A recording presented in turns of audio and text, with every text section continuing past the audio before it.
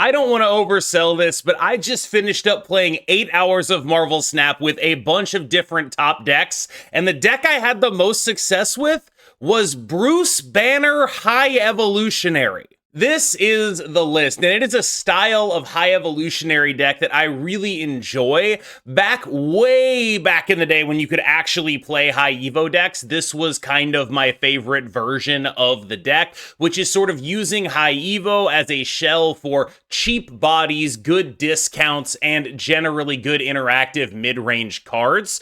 I will note that I did mess around with the Enchantress slot a little bit. I tried Rocket and Groot. I think you could also try Red Guardian there, but generally what's going on here is what we're trying to be is a sort of similar to the way that, like, you know, a final turn of a mill deck is going to be like a Death and a Shang-Chi. We're doing that with Abomination, basically. Abomination is like what this deck is really built around doing, and so we have this kind of combination of stats that come from afflicting our opponent's stuff and stats that come from skipping our turns. And so we have these stats from Misty Knight, from Cyclops, from Rocket and Groot, if we wanted to put that in, and of course from the overlap here, which is Abomination. So we have all of this stuff. What is Bruce doing? Well, I will say this. I did notice a meaningful difference in the games where I actually played Bruce Banner. He was transforming a lot more. What's weird about Bruce is that you kind of have to play him a certain way. You're going to have decisions where you're going to have to choose, oh, okay, I have to trust Bruce right now, and if I don't trust Bruce, I'm going to lose 100%, but if I do trust Bruce, I have that 33% chance. And I think that sometimes it's going to be hard to play a deck like that. I also think that this deck has a notable weakness to the card Iron Patriot, which when your opponent plays it on an empty lane fairly early, you just don't have a meaningfully good way of actually contesting. That is the one thing that really stands out about this deck, is that the cards that I think of as massive outliers in the 2-drop slot are not cards we're running, and we are generally a little bit weak to them. Iron Patriot especially is pretty punishing for a deck that tends to build up its board over time rather than immediately play stuff out onto the board that is going to have an impact on a lane. Notably, this is a very difficult deck to play, and I do think that the fact that it is relatively underpowered and relatively hard to figure out is what's keeping it down. But I will say, this felt way better than I ever thought a high evolutionary deck could feel in the year 2025 by a massive margin. This felt way better than I ever thought a Bruce Banner deck could feel in the year 2025 by a massive margin. I genuinely, and I'm serious when I say this deck overperformed to a degree that I am genuinely shocked by. This is a legitimate deck that you can play. I'm not going to sit here and say Bruce Banner is busted, High Evo is back, or any of that stuff. But what I will say is that this is a much more legitimate deck than I ever thought possible. Sunspot is a 1/1. And Sunspot gains a point of power for every turn or for every energy that you leave unspent at the end of your turn. This is typically not going to be a ton of energy. Like, this is not the Magic She-Hulk deck where you're reasonably counting on Sunspot getting to like 1 million. Mostly what you're skipping with Sunspot is 1s. And I think that a lot of that should be because you are also skipping for, you know, you're skipping for Misty Knight, you're skipping for Cyclops, you're skipping for Bruce, right? Like, that's really what's going on here. So Sunspot is much less a carry and much more just a good card. This is just a genuinely solid card that goes with your skip 1 energy game plan. Sometimes you'll be skipping more than that. He is a card that you can use to put power into these lanes. Otherwise, that you, let's say you fill up a lane because you got to fill up a lane. Having a Sunspot there is going to be very helpful in terms of adding power to that lane later. Similar with Cyclops, of course. The thing that really sticks out to me about this deck, though, is how much better your draws with multiple 1-drops are than basically anything else in this deck. You need to be getting onto the board early. We are not playing the busted cards, right? Like, we're not playing Iron Patriot. We're not playing Sam Wilson. we need to get onto the board early in other ways. And so when we are playing against one of those decks that is playing that stuff and we don't have our 1-drops, it's very difficult for us to compete later in the game because they will be able to just generally output more power. But if we are able to get this stuff down, if we are able to open on like a Zabu and a Misty Knight, or like a Sunspot and a Misty Knight, all of that kind of doesn't necessarily go away, but you have enough points that it makes it much easier to deal with the fact that maybe they got an Iron Patriot, maybe they're scaling up a Sam Wilson, things like that.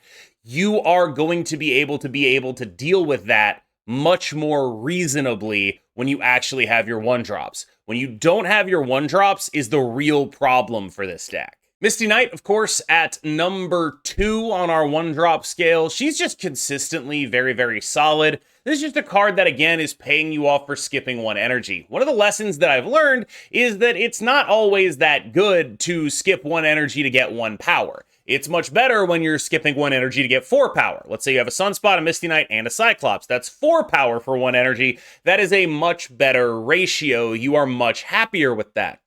God forbid you also have a Bruce, because sometimes you'll be skipping 1 energy to get 16 power. That's an amazing ratio. You absolutely love that. Misty Knight is part of the package. You don't play her just because she's okay on her own. You play her because you want to hit a critical mass of things that reward you for skipping energy so that your skips of energy are as maximally valuable as possible. We play a lot of 4s. I don't know if you know this, but High Evo at 3-7 is actually pretty sick. It's a very nice thing to do.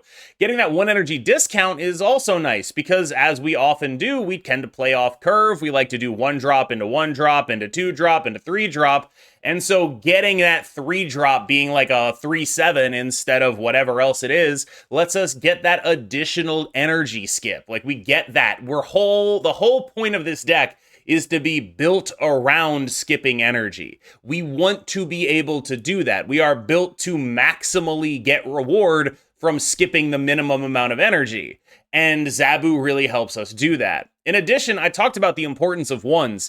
Having just a body for Misty Knight stuff to go on might not seem important, but it is actually important. The Bruce is finally loose. This guy legitimately won me some games, like straight up. He was like pretty okay. I'm not gonna sit here and tell you you need to go get this. I don't even know if you necessarily need to do this to play this style of deck, which I think leans a lot more on Abomination and Tech cards, but it does feel nice. Like, I'm gonna draw an analogy here that's probably a very unfair analogy to draw. This is like, here's the example I'm gonna use. Bruce Banner is kind of like this deck's Iron Patriot, in the sense that if it does work, that's like the amount of points you're getting from it. It's just like so notably worse than actual Iron Patriot, but that's sort of the role he's playing. Is like, this is your guy that's here to just do something unfair. And if this deck was only doing fair stuff, I think it would be a little bit worse, like notably worse. And you need some unfair stuff in here. You need some big bodies, and Bruce Banner is a big body. Couple of interactions to talk about. 1, don't put Bruce Banner in Quantum Realm. The Hulk will get that carried over set to 2 power. That's a really bad thing to do. By the same token, don't bast your Bruce Banner. You don't want to do that either. If you randomly generate a bast, it will not turn into a 12 power Hulk, but instead a 3 power Hulk. Stuff like that is still true. It is nice that he gets his buff at a 15 power Hulk off of a couple Misty Knight procs. That was pretty sick. Bruce Banner is, I'm not going to go out here and say he's a good card. I'm not even really going to go out here and say this is a good deck, but I was shocked at how good he felt and how playable this deck felt. That's what I'm going to say. I would have, if you told me this deck was good, I would have thrown it out. I would have been like, there's absolutely no way. But over about 50 games, this was like an actual playable deck that was competitive in High Infinite. The other major synergy that we have in this deck is, of course, Affliction with Abomination. Scorpion is a great way to get some free Abomination procs while also playing well for value. Cassandra Nova has exactly the same profile as Scorpion. This is a card that's going to get you some free Abomination procs, play well for value, and be your only real way of contesting opposing Iron Patriots if you really want to try to do that. She is a legitimately great card in this list, just because of the free abomination value that she is able to give you. Evo Cyclops' big failing is that he's really terrible at contesting these Iron Patriot lanes that show up. If he was even slightly better at doing that, I would say that this would be a much more reasonable deck. But the fact is that you very often want to play him on Force. You can start getting those triggers. It's not an always thing, it's a sometimes thing. But his main failing is that. His main success is that, again, we are sort of built to maximize for skipping 1 energy on most turns. And so this is an additional 2 power added to that energy skip. Our sort of maximal output is like Cyclops doing that. We have Sunspot, we have Misty Knight, we have Bruce. There's just kind of a lot of power for skipping 1 energy that we are genuinely investing in and getting the payoff for. Cyclops also sort of balances out the other strategy here, which is to apply affliction procs to things in order to make our abomination as cheap as possible. I don't think I really have to tell you why Shang-Chi is really good right now. There's just a lot of things for him to hit, and the premise of this deck is very similar to the premise of every other deck, where the goal is play something cheap on the final turn that is big, and then also play a Shang-Chi so you can swing 2 lanes. That's what's going on here. Enchantress is probably the most questionable card in this list. I think that this was the spot that I am messing around with Red Guardian, I'm messing around with Rocket and Groot, just trying stuff generally. That's all real, right? Like, I definitely feel like this is not the world's most relevant card all the time. I do like that she's a 4/6. I like that there's that additional upside compared to Shang-Chi, but I do think she has a lot less targets generally. She's just the card that nobody's really expecting out of a deck like this. Like, it's just not a realistic thing to expect High Evo to dump an Enchantress on your head in a metagame like this, so she has some notable cube equity, but I would be fine if you wanted to mess around with pretty much any other card you wanted to try in this spot. The thing is another card where it's like, I really wish I could cut this, but what he does very well is sort of guarantee cheap abominations. Being able to like mass apply these debuffs, like, yeah, maybe you'll get a couple off of, a Scorpion, a Cast Nova, a Cyclops, but then like, okay, everything in the Cyclops lane is getting debuffed. How do you get some more debuffs? You slam this guy down in another lane. Suddenly abomination costs 0. That's pretty damn good. You're definitely interested in doing that. And so that's really what the Thing is doing here, although I do think it's a potentially replaceable role. That is his general purpose, is you don't have a lot of things that are going to guarantee hits on that, so he's what you got. I love High Evolutionary. It's one of my favorite cards in the entire game of Marvel Snap. I love the idea that you can just get a kind of functional deck out of a card like this. I love the fact that it buffs old cards that are typically underutilized, like the Thing, like Abomination, like Cyclops, like Misty Knight. Everything about this card is a slam dunk masterpiece of design for me. And so I'm always very sad when it's total ass. But I will say, again, I'm not going to sit here and tell you, wow, this is busted, play this and you'll guaranteed get infinite. What I will sit here and tell you is that it's probably been like a year since a High Evolutionary deck was on any of my tier lists, and this is the closest that anything has come in that time to justifying its existence in that spot. Abomination at 5/9, a genuinely powerful card. This is your Mockingbird. The fact that this is the biggest card in your deck does mean that you're like sometimes unable to go tall over stuff when your tech cards are not relevant. That was definitely something that I felt, where it's like, damn, the biggest thing in my deck is like 9. It's this and the Thing. I've got 9s. And so if I ever actually need more than that, I won't be able to do it. And that is ultimately where I think this deck, if it has like major failings, that's what it's lacking. It's lacking like a ceiling pusher. You queue into a discard deck and you're just kind of entirely at their mercy. They just have a higher ceiling than you, and you don't have the kind of interaction that you need unless you're able to like really Enchantress them and really get them like that. It's a little bit tough. And I think that Abomination is a great card in this context, probably the best card in the deck if you just like made me look at it like that. It's kind of what the deck is doing, but you do feel like the lack of beef when you play a mid-rangey type of High Evolutionary like this, where you're kind of going all in on interactive tools and cheap guys.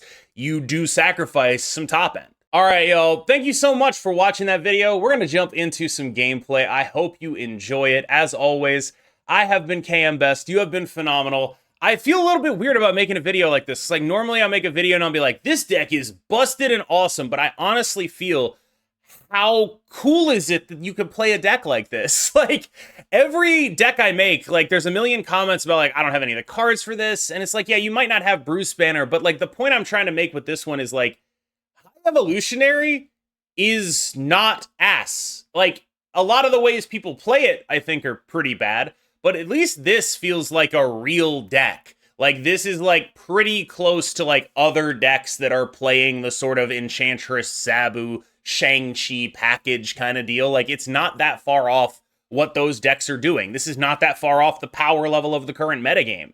And I think that that's awesome because it's not running any of the, like, wow, I don't own this and it's the best card in the game. Like, there's no Sam here, there's no Iron Patriot here, there's no Galacta here, and it's like, that is notable to me that this deck felt even close to playable without those cards. So let's get into the gameplay. You've been phenomenal, and I'll see you in the next one. I didn't even wink. I just stared straight at the camera. Oh my god. Play around Shang or play around Eliath. Is what it is.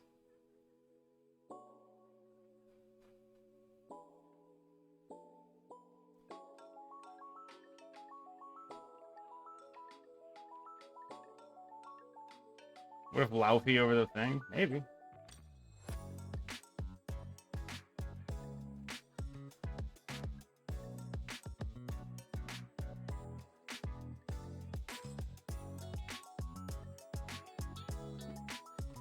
I like that they cannot...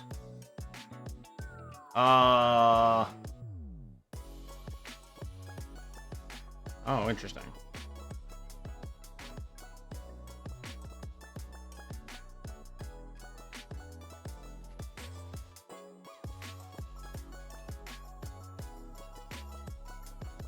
I like that they are unable... Whoa, they snap me? I mean, it can't be good. Maybe they're like a bounce deck and I'm just dead.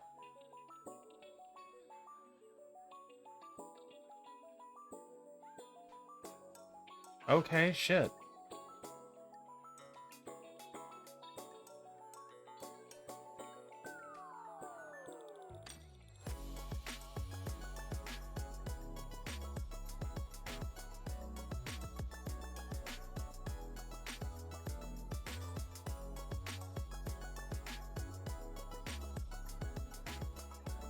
What happens if Copycat copies a Bruce? Can she just turn into a thing?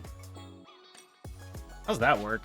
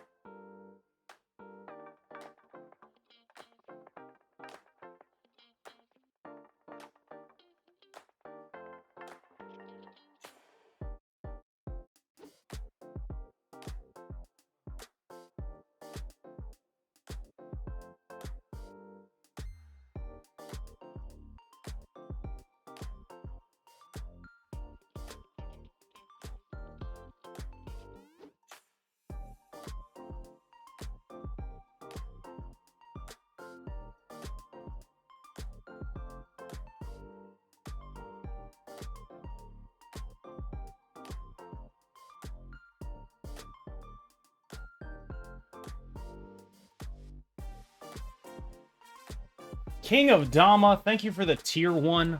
21 months. Thank you so much. Yeah, I mean, this one felt pretty straightforward to me.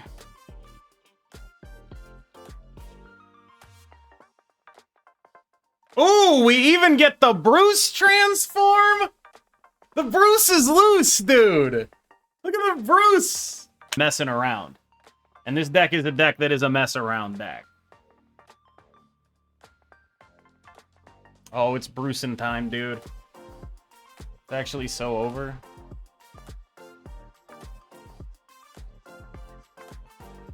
What it do, baby? It's so over for them.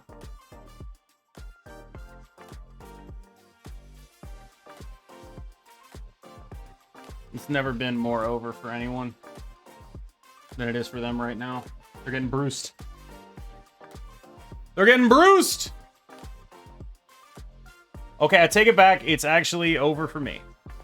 I mean, I guess they shuffle it in, but still. That's not good.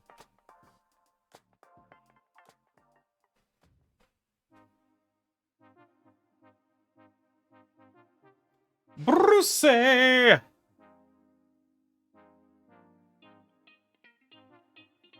Ah, so they have a Sentry and a Jubilee. That's what... The Sentry was from the Corvus Glaive.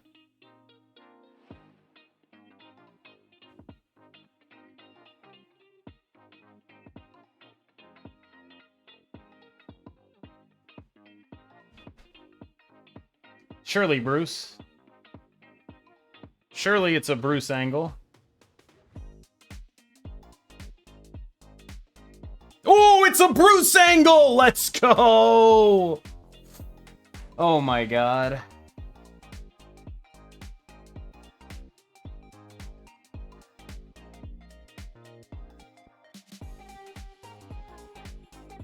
Am I willing to stay into this with Jubilee Sentry?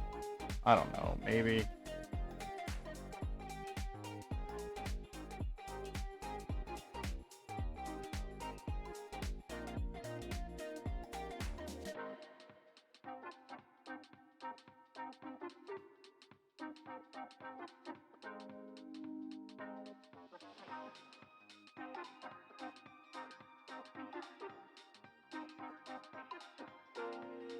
Let's say they hella, it's 9.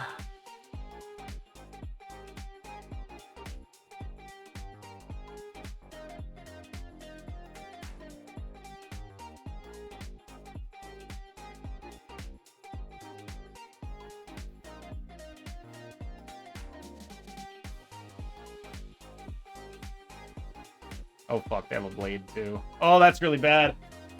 Oh wait, it's 6.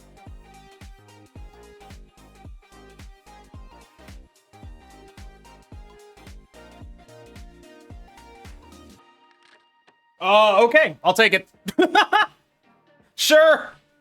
And the only punish is the Mobius. And I realize that is what happened, but I'm not going to sit there and like over-index for, man, I should have played it out. I don't think I should have played it out.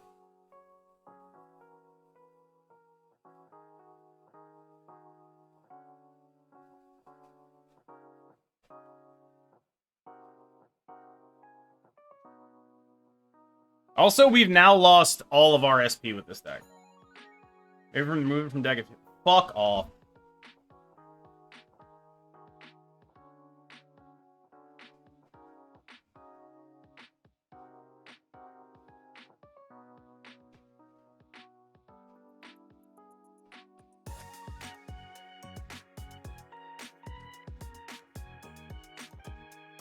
You don't let the... Like, I don't know where I'm gonna need that 9 power.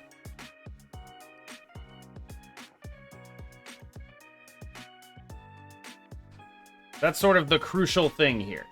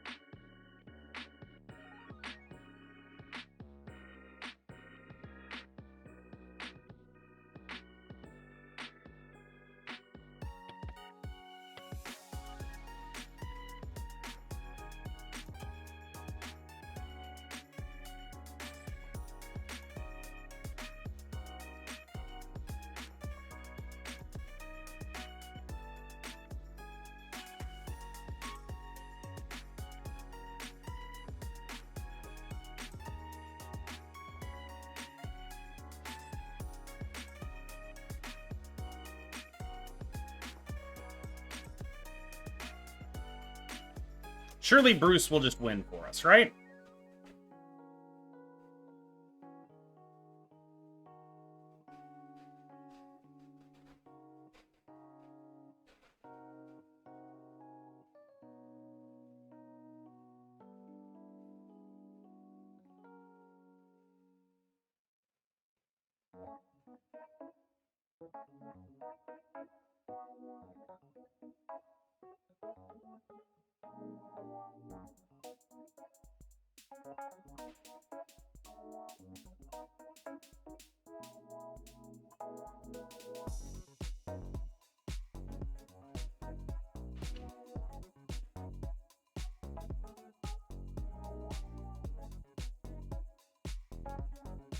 See, this is not a snap I would normally make. I feel like I can very easily lose here.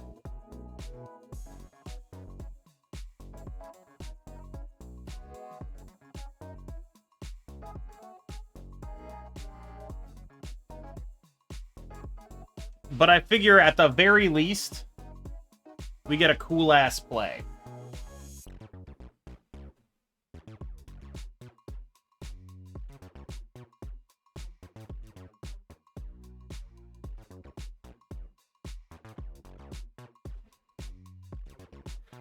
All right, let's see how cool the play is. Okay, Bruce, what you got? Surely it's just like Mystique stuff, right? Oh my god.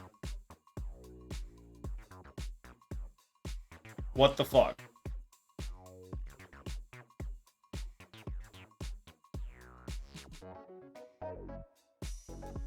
Okay, we did win, but holy shit. They time theatered their gore. Wow.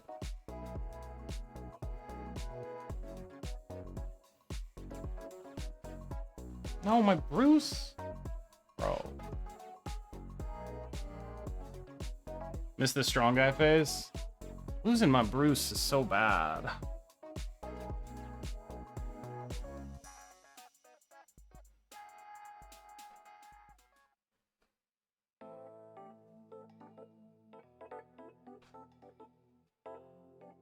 The Bruce is loose. Oh god, what'd they get?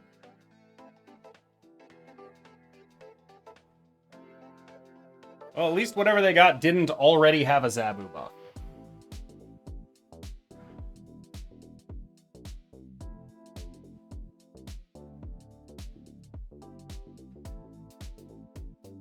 %, Shang again. Will you get the Scream bundle? That's actually what I wanted to research today. Is I wanted to play a bunch of Scream, but I got sidetracked by this shit.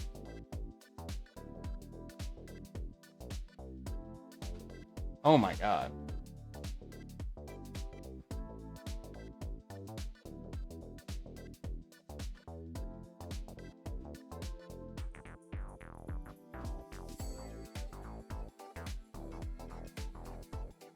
Nice.